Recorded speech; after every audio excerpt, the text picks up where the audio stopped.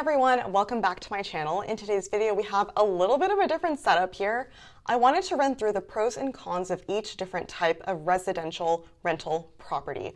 Obviously, there are commercial properties out there, but for our purposes, because I know residential best, we're going to talk through Airbnb, traditional rentals, and my personal favorite, which is furnished rentals. Be sure to subscribe so you don't miss any of my videos in the future, and let's get into it. Now, my goal for this video is to help you determine which type of rental property is best for you and where you are in life, how much time you have, and how much capital you have to be spending. The first category we have is everyone's favorite and probably the sexiest one out there, which is Airbnb. Essentially, the way you can best describe an Airbnb is it has to function kind of like a hotel. It needs to have all of the amenities like a hotel, and instead of charging a monthly rent, there's a nightly rate. That's the biggest difference between Airbnb and these two types of rentals. I was a super host on Airbnb for a year, and then I decided to switch to furnished rentals, which we'll talk about a little bit later. But I was a super host on Airbnb for an entire year, and while I did love being a host, there are definitely pros and cons to being an Airbnb host. Now, the biggest pro that I can think of with Airbnb is the financial aspect. You can make a lot of money on Airbnb because you have the ability to charge a different nightly rate. Now, if I'm setting up my rates for the week, I would never charge the same amount on a Monday night as a Wednesday night as a Friday night. My Friday nights are going to be way more expensive than weekday nights, and the longer you book, I might give you a discount, and if you book really last minute, it's going to be more expensive. So because of that, because there is so much flexibility with pricing with Airbnb, that's why you can really get away with making a ton more money than you would traditional rentals and furnished rentals. In my first year of doing Airbnb, I actually made a gross revenue of $50,000, which is nothing to sneeze at by any means. It was a 2-bed, 2-bath Airbnb in East Austin, and I had $50,000. However, as we'll talk about in the con list, I did not keep $50,000. Now, the next pro that I can think of is that when you do Airbnb, you get to meet a lot of really cool people. So the hospitality aspect is actually really cool. I was like, how do you spell that? When you host on Airbnb, you get to talk to people of all kinds of walks of life. You get to meet a lot of really cool people, and it's actually really fun to get to know people and have that feeling that you are giving someone a great vacation in your house. The last big benefit to doing Airbnb, which might be a controversial opinion, but I personally believe it, is that you actually have less potential for damage to your property. Now, this might not make sense to you because you're like, actually, I feel like Airbnb guests would trash my place, and that may be true, but Airbnb does have air cover, which is pretty comprehensive. And typically, Airbnb guests stay about 2 to 5 nights. And so really, realistically, how much damage can someone do in that short of a time frame? I do think with Airbnb, it's nice that you have people checking in and checking out relatively quickly. So between every single turnover, you have time to go through the property or have your cleaning team or maintenance man go at the property and really look for damage and be able to correct things early and quickly. So that's why I say that there's less potential for damage, because you do have the opportunity to be constantly going to the property and ensuring that there's no major damage happening. And if there is, you have the opportunity to fix it very quickly. And if there's damage that's kind of accumulating, you can catch it early. Now, there are many cons to Airbnb, but like I said, the point of this video is not to convince you one way or another. I'll tell you my personal experience and kind of the pros and cons that I can think of for these different types of rental properties. Now, a big con with Airbnb is the local laws. I know for a fact in Austin, the government is really cracking down on short-term rentals. So it's very difficult to procure a short-term rental license and permit in Austin, Texas, which is unfortunate, but it is something to be aware of. If you want to operate your Airbnb legally, you do need to look into the local laws. Additionally, with Airbnb, there is a high startup cost because you have to furnish the whole thing, towels, linens, kitchen supplies.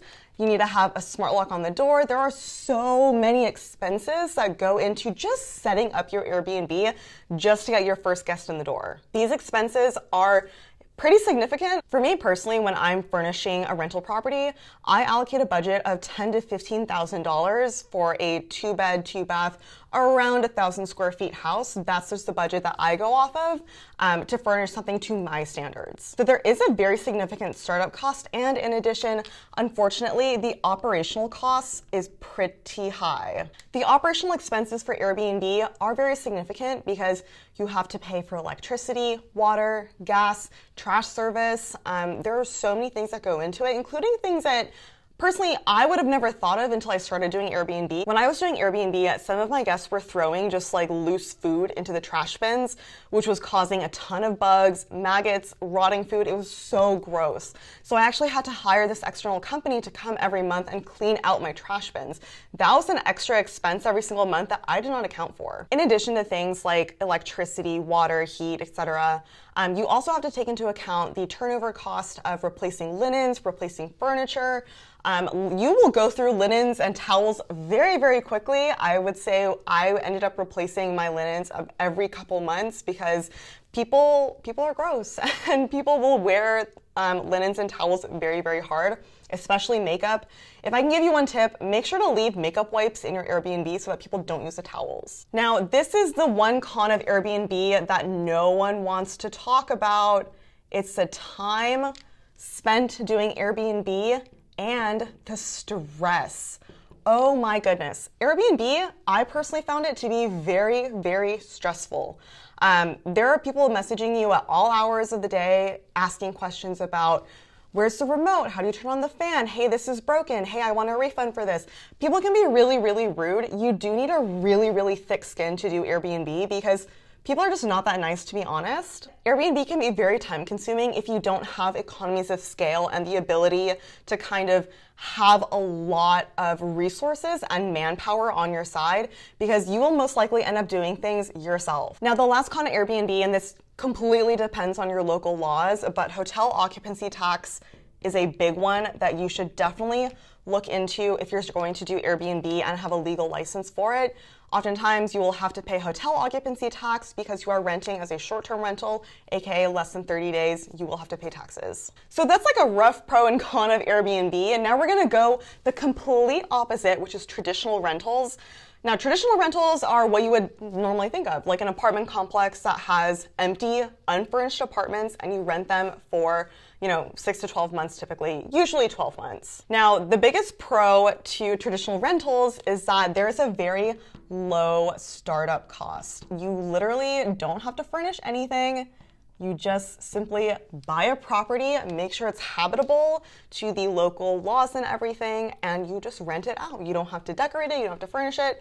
It just has to be habitable and you're done. Now, with traditional rentals, I like to call it something like set it and forget it, because you determine your rent and then you forget about it. What I mean by set it and forget it is that you only have to think about your rent once when you're finding a tenant. You don't have to worry about nightly rates. Your rent cannot legally change. Once a rent document has been signed, you're obligated to have that rent for the duration of the tenant's stay. So it is kind of set it and forget it. Obviously, you need to be around if there are any emergencies with maintenance or anything, but for the most part, the pricing aspect that you do have to worry about with Airbnb is not an issue with traditional rentals. And I think another big pro with traditional rentals is that you get stable income. It's stable money. When you rent a unit out for 12 months, that is 12 months of money.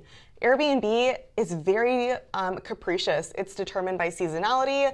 It's determined by your ranking on Airbnb. There are a lot of factors that go in to how well you do on Airbnb. Whereas with a traditional rental, if you find a tenant for 12 months, you're done. Now, cons of traditional rentals. Obviously, compared to Airbnb, you will make less money.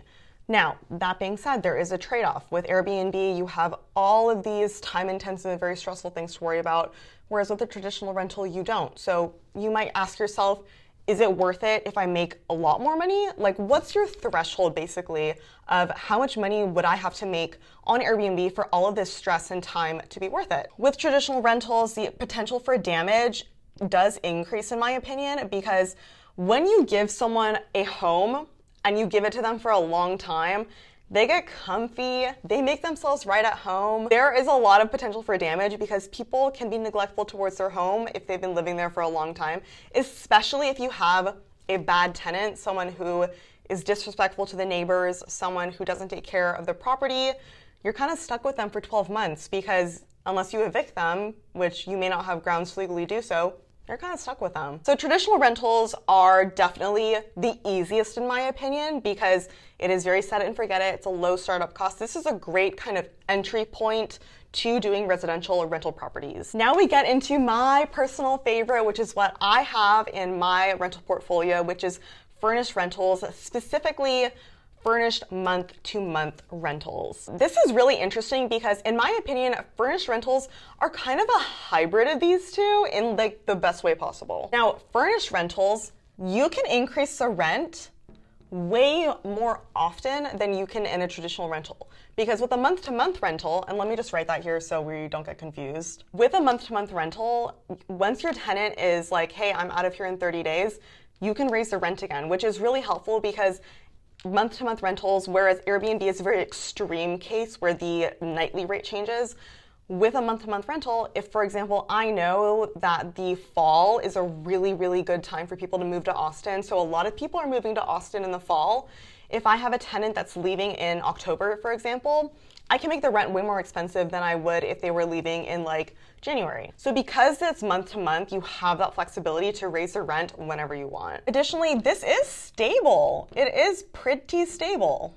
The rent is pretty stable because you have someone for 30 days and oftentimes a lot of month-to-month tenants tend to extend their stay for multiple months. The operating cost is lower than it is for Airbnb because more often than not, the tenants will pay for trash services, utilities, that kind of thing. And also, you don't have to do their laundry like you would for Airbnb. In my experience, the damage opportunity is lower with a month-to-month rental versus a traditional rental. And lastly, this is not STR or short-term rental, which means that the local laws for short-term rentals and hotel occupancy tax don't apply in the case of furnished rentals that are month-to-month because you're renting them for over 30 days. Now, the cons for the furnished rentals are pretty similar to that of Airbnb in that the startup cost is pretty high because you do have to furnish it. The vacancy rate is going to be a bit higher than that of a traditional rental. Airbnb versus furnished month-to-month rentals, the vacancy rate can be similar, it can be different, but from my experience, the vacancy rate for a month-to-month rental is going to be higher than that of a traditional rental because obviously when you lease something for 12 months, that is 12 months of stable rent coming in. Whereas with a furnished rental, if someone is ending their lease at like an awkward time, the rental may sit empty. So that is essentially all of the pros and cons that I can personally think of in the cases of Airbnb, traditional rentals, and furnished month-to-month rentals. I am most drawn towards the furnished month-to-month rentals because I have identified a great niche for myself, which is high-end furnished month-to-month rentals that cater towards high-income millennials. That is my niche, and I would say I'm doing it pretty well. With all of these kind of scenarios, you do have to think through the opportunity costs and kind of what would I have to sacrifice in order to get to the income goals that I want. None of these are technically more right or more correct than the other. There are a lot of trade-offs with everything, so hopefully this was very helpful to you in deciding which one of these residential rental properties you would best be suited for. If you found this video helpful, I would so appreciate it if you gave it a thumbs up and if you subscribed because I have so many more videos planned using this really cool lightboard setup. I'm actually working on a video right now with a rental property analysis where we run through all of the numbers for an Airbnb versus a traditional rental, and we can kind of weigh the options for this particular example and decide which one is better. So if you want to see that video with like financial analysis and getting really specific and really granular with actual numbers, then definitely subscribe so you don't miss that video. I upload videos all about real estate, Airbnb, and investing, so if you like that, I would love for you to stick around. But until my next video, I hope you have a wonderful week and I'll see you in my next one. Bye.